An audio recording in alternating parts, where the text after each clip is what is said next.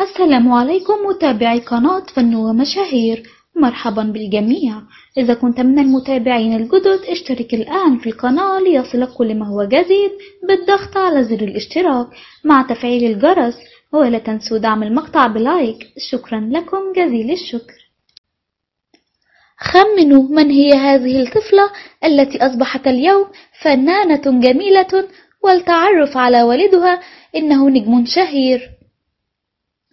الصورة تعود إلى حوالي 26 عاما، عندما كانت طفلة صغيرة بملامح طفولية ناعمة وساحرة. إنها الممثلة اللبنانية دانييلا رحمة، التي نشرت صورة لها عبر صفحتها الخاصة على إنستغرام، بدت فيها من مرحلة الطفولة، مشيرة في تعليقها عليها إنها تعود إلى حوالي 26 عاما.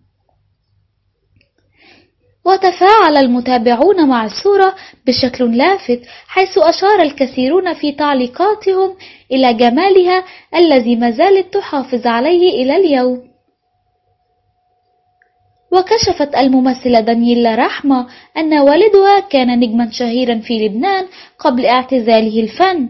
وتزامنا مع حلول يوم الأب، نشرت رحمة مقطع فيديو نادر لوالدها المطرب يوسف رحمة، وهو يغني كذابين ولاد الحي من ألحان الموسيقار بركات وكلمات توفيق بركات.